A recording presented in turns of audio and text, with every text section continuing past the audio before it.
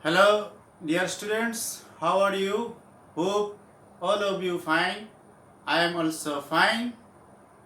Dear students, I am Abul Kalam, assistant teachers in Tarabasha School and College. In the last episode, I have discussed about the tag question.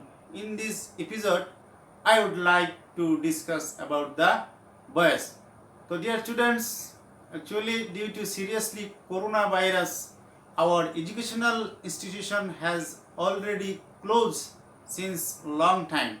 So, the government and the government body of different kinds of educational institution have started the online classes. For this reason, I have made a simple video of the different kinds of English grammar. So dear students, don't fear. If you follow keeping the house of online taking class, I think your educational progress will be improvement. So I think and I hope all of the students under of Rajnagar not to spend the time aimlessly but keeping the home, you will be able to continue your study with properly by following the online class. তো dear students, আমরা আমাদের কাজে যাই। তো dear students, আমি already বোর্ডের মধ্যে I have already written 5 sentences in the board. So dear students, since our topic is bias, so firstly we have to know what is the bias. So dear students, biasটা কি আমরা আগে জানি। আসলে biasটা কি? biasটা হচ্ছে কি ভার্বের গঠন যা দ্বারা কোনো সেন্টেন্সের সাবজেক্ট নিজে কাজ করে অথবা অন্যের কাজ তার উপর এসে পড়ে তা বোঝায়। তাহলে ডিয়ার ভিউয়ার্স, তোমরা বুঝতে পেরেছো বয়েসটা হচ্ছে কোনো সেন্টেন্সের বয়েসটা হচ্ছে ভার্বের গঠন, অর্থাৎ ভার্বের গঠন যা দ্বারা সাবজেক্ট নিজে কাজ করে অথবা অন্যের কাজ তার উপর এসে পড়ে তা বোঝায়। তাহলে আশা করি বুঝতে পেরেছো বয়েস কাকে বলে। Dear students, আমরা জানি we know the two kinds of bias, active bias and passive bias. তো what is active bias? Dear students, active biasটা হচ্ছে অর্থাৎ কোন সেন্টেন্সের অ্যাক্টিভ ভয়েস বলতে আমরা বুঝি সাবজেক্ট নিজে অ্যাক্টিভ সক্রিয় হয়ে কোনো কাজ সম্পন্ন করাকে অ্যাক্টিভ ভয়েস বলে। আর ডিয়ার স্টুডেন্টস, প্যাসিভ ভয়েস বলতে আমরা কি বুঝি? প্যাসিভ ভয়েস বলতে আমরা বুঝি অর্থাৎ সাবজেক্ট নিজে কাজ না করে অবজেক্টের দ্বারা কাজ করিয়ে নিজে ফল ভোগ করে। তো ডিয়ার স্টুডেন্টস, তোমরা বুঝতে পেরেছো আমি আর ওই বিস্তারিত বোর্ডে অ্যাক্টিভ ভয়েস আর প্যাসিভ ভয়েস আর ভয়েস কাকে বলে সেটি না লিখে অর্থাৎ মুখে বলে দিলাম। তোমরা তোমাদের বাড়িতে বসে বই ফলো করবে এবং বিভিন্ন ধরনের বই পড়ে সেটা বুঝতে পারবে এবং আমার এই ভিডিওটি যদি তোমরা একটু মনোযোগ দিয়ে শোনো তাহলে আশা করি ভয়েস চেঞ্জ সম্পর্কে বুঝতে পারবে। ভয়েসটা হচ্ছে ট্রান্সফরমেশনের গুরুত্বপূর্ণ একটি অংশ, সেটি পরীক্ষায় আসে, তাই এই বিষয়ে তোমাদেরকে ভালো জ্ঞান দক্ষতা অর্জন করতে হবে। তো dear students, let's go to the board. তো ডিয়ার স্টুডেন্ট, আমি the first sentence, he eats rice. He eats rice. তো ডিয়ার স্টুডেন্টস, আমি একটু মুখে বলে দিই যে আসলে অ্যাক্টিভ ভয়েস থেকে প্যাসিভ ভয়েস কিভাবে করতে হয়।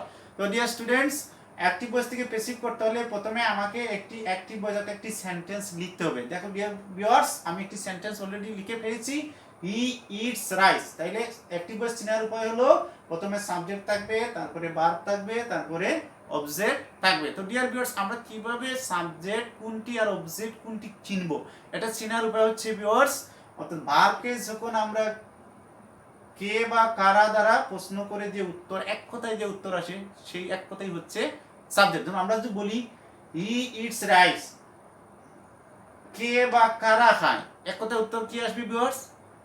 সে। কে বা কারা খায়? সে।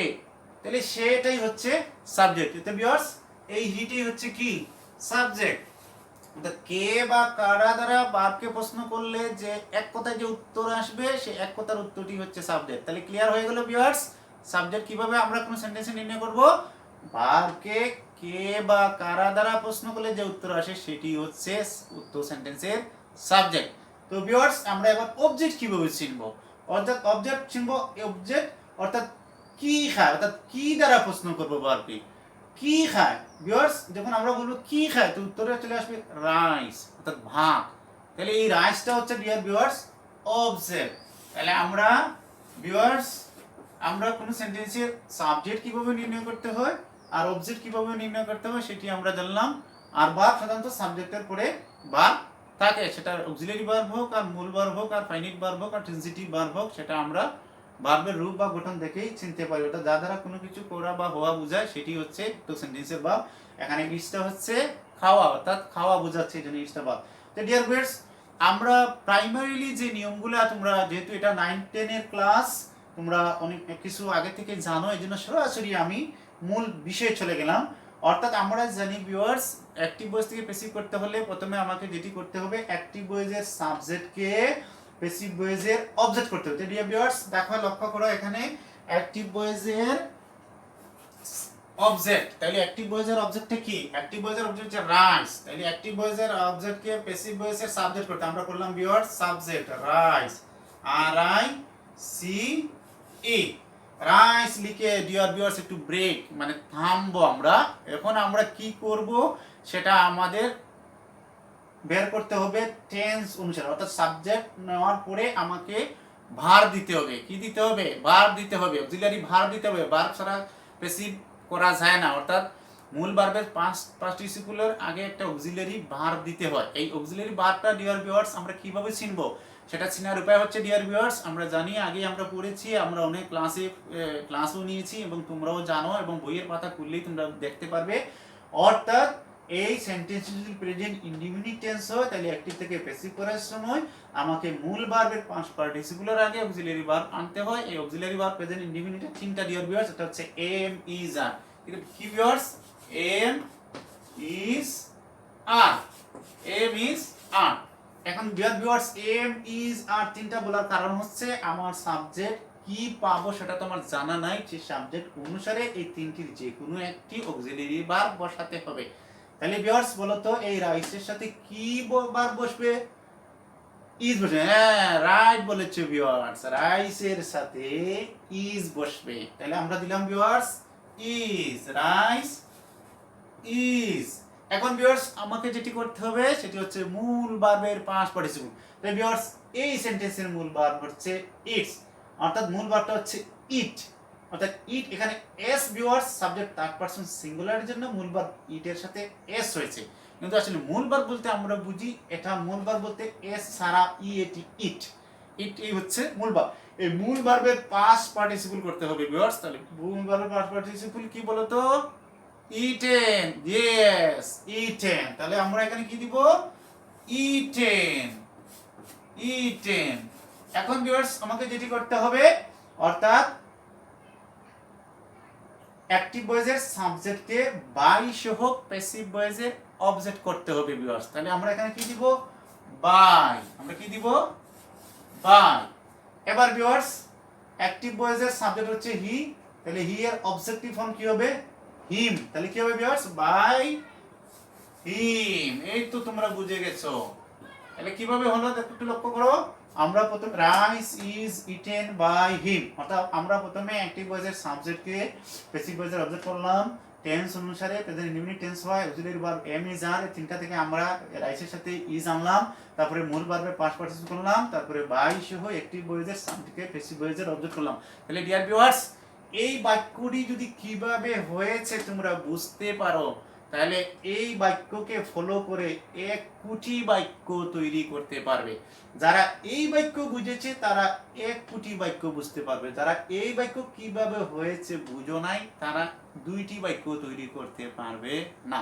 ডিয়ার ভিউয়ার্স আমরা এই নিয়মে 1টি বাক্য লিখেছি, তোমরা এই নিয়মে আরো 10টি বাক্য খাতায় লেখার চেষ্টা করবে। এবার ভিউয়ার্স আসি আমরা দ্বিতীয় নম্বরে।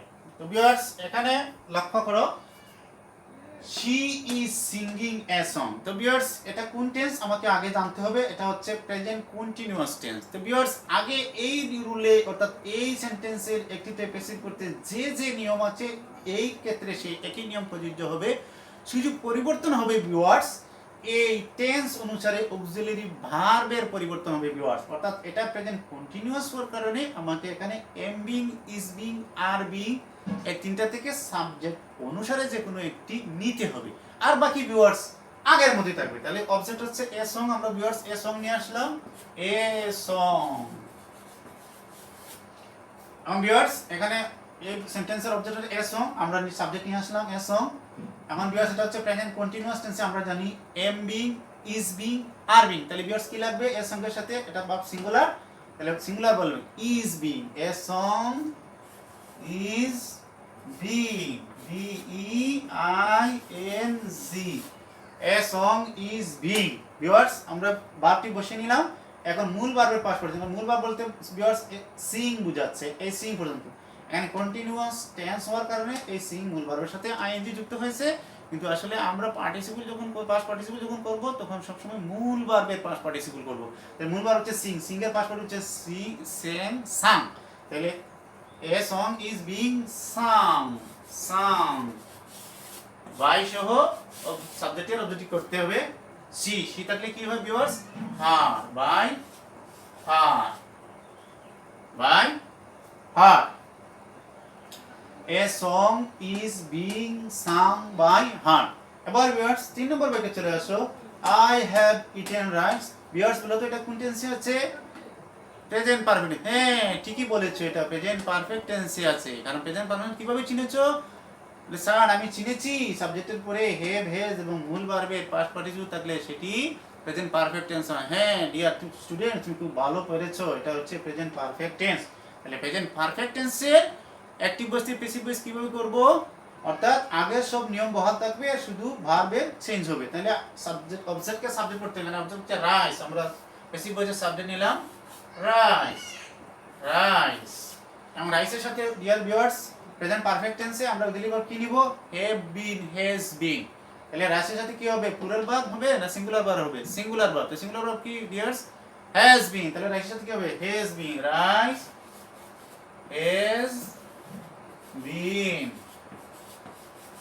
তো ভিউয়ার্স মূল ভার্ব পাস্ট পার্টিসিপল, এখানে মূল ভার্ব হচ্ছে ইট, কিন্তু এখানে প্রেজেন্ট পারফেক্ট টেন্স হওয়ার কারণে এটা পাস্ট পার্টিসিপলই আছে। এইজন্য আমার এখানে সরাসরি এই ইটেনটা আমরা এখানে বসে যাব, নতুন করে পাস্ট পার্টিসিপল করতে হবে না।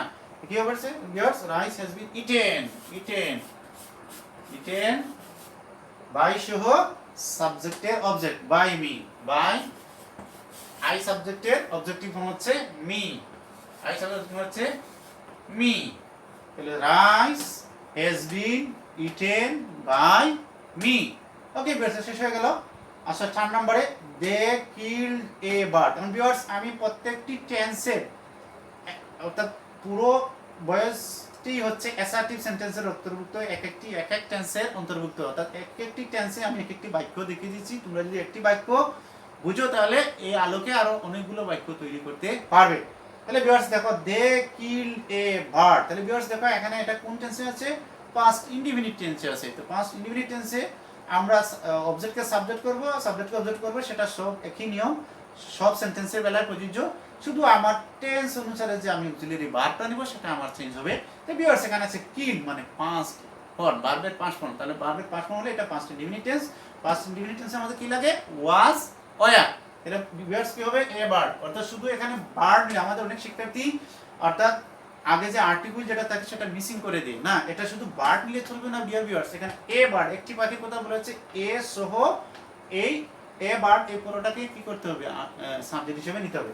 A bird, a bird, a bird, a bird একটি পাখি ভিউয়ার্স। এটা সিঙ্গুলার না প্লুরাল, সিঙ্গুলার স্যার। হ্যাঁ ঠিকই বলেছো, এটা সিঙ্গুলার। তাহলে সিঙ্গুলার ভার্বের সাথে কি বসবে, সিঙ্গুলার সাবজেক্টের সাথে কি বসবে, সিঙ্গুলার ভার্ব। সিঙ্গুলার ভার্ব কি, পাস্ট ইনডিফিনিটের ওয়াজ। হ্যাঁ ঠিকই বলেছো, ওয়াজ, এ বার্ড ওয়াজ। তাহলে আমরা কি দিলাম, এ বার্ড ওয়াজ।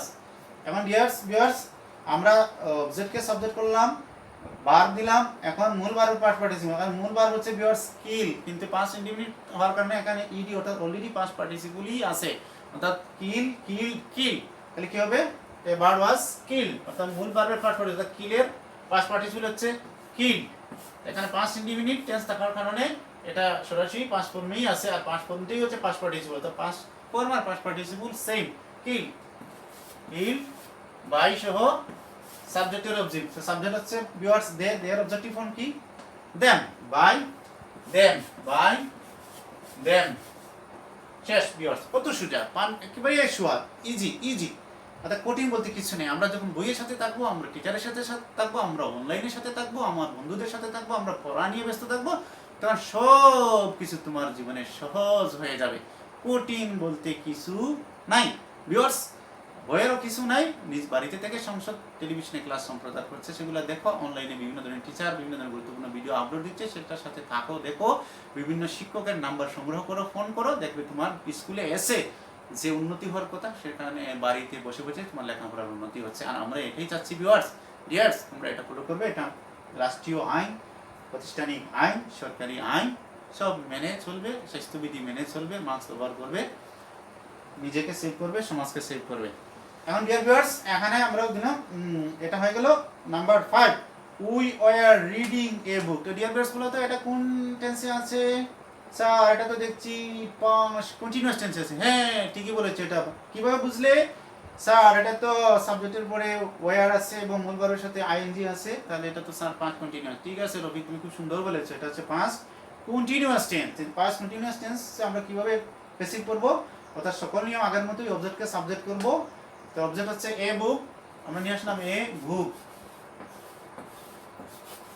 ভিউয়ার্স এখানে সাবজেক্ট উইথ হওয়ার কারণে তার সাথে ওয়ার বা সংযুক্ত হয়েছে, ব্যবহৃত হয়েছে। এখানে পাস্ট কন্টিনিউয়াস আমরা কি পাই, মানে অর্থাৎ অক্সিলিয়ারি ভার্ব তিনটা ফর্ম থাকে। এটা হচ্ছে পাস্ট কোন ওয়াজ বিং, ওয়ার বিং। অর্থাৎ পাস্ট কন্টিনিউয়াস টেন্সে একটিতে প্যাসিভ করতে হলে আমাদের দুটি ভার্ব আনতে হবে। এটা হচ্ছে ওয়াজ বিং, ওয়ার বিং। তাহলে আমার এস এম হচ্ছে সিঙ্গুলার সাবজেক্ট, তাহলে সিঙ্গুলার ভার্ব হবে was being. Was being, A book was being, was being, A book was being. মূল ভার্বের পাস্ট পার্টিসিপল। ভিউয়ার্স এখানে পাস্ট কন্টিনিউয়াস টেন্সের কারণে মূল ভার্বের সাথে আইএনজি লিখেছে, কিন্তু মূল ভার্ব হচ্ছে রিড, কিন্তু এটার পাস্ট পার্টিসিপল করব আমরা রেড। Read, red, red. তাহলে কি হবে? Was being read, read by সহ সাবজেক্টের অবজেক্ট। সাবজেক্ট হচ্ছে উই, অবজেক্ট হচ্ছে আস, আস। এই ভিউয়ার্স শেষ হয়ে গেল। A book was being read by us. এই ভিউয়ার্স আমরা 5টি বাক্য কমপ্লিট করে ফেললাম। এখন ভিউয়ার্স তোমরা জানো যে একটি বইয়ের সাবজেক্ট থেকে সাবজেক্টকে প্যাসিভ ভয়েসে অবজেক্ট করতে হয়, অর্থাৎ এই সাবজেক্ট ফর্ম আমি এই বোর্ডের মধ্যে দেখিয়ে দিচ্ছি। অর্থাৎ হি থাকলে হিম হয়, অর্থাৎ সাবজেক্ট যদি হি থাকে তাহলে এর অবজেক্টিভ ফর্ম হবে হিম। সাবজেক্ট যদি শি থাকে তাহলে এর অবজেক্টিভ ফর্ম হবে হার। সাবজেক্ট যদি আই থাকে তাহলে এর অবজেক্টিভ ফর্ম হবে মি। সাবজেক্ট যদি দে থাকে তাহলে এর অবজেক্টিভ ফর্ম হবে দেম। সাবজেক্ট যদি উই থাকে তাহলে এর অবজেক্টিভ ফর্ম হবে আস। তো ভিউয়ার্স আমরা এক একটা ভিন্ন ভিন্ন সাবজেক্ট নেওয়ার কারণ হচ্ছে, অর্থাৎ এই সাবজেক্টের অবজেক্টিভ ফর্ম যে কি কি হয় সেগুলা তোমাদেরকে শিখিয়ে দিলাম, দেখিয়ে দিলাম। এই জন্য আমি এক এক সেন্টেন্সের সাবজেক্ট, অর্থাৎ 5টি সেন্টেন্সে 5টি সাবজেক্ট, 5টি প্রোনাউন আলাদা আলাদা নিয়েছি। আর বাকি যে 2টি সাবজেক্ট হিসেবে ব্যবহৃত হয় ভিউয়ার্স, এটা ইউ, ইউ এর সাবজেক্ট হিসেবে থাকলে এটার অবজেক্টিভ হবে ইউ। যদি ইট থাকে তাহলে এটার অবজেক্টিভ হবে ইট। তাহলে ডিয়ার ভিউয়ার্স আশা করি ন্যূনতম হলেও তোমরা সামান্যতম কিছু বুঝতে পেরেছো। আর আজকের আমাদের এই বয়েজের প্রথম ইপোজিটের ক্লাস এতটুকুই। তা সবাইকে ধন্যবাদ।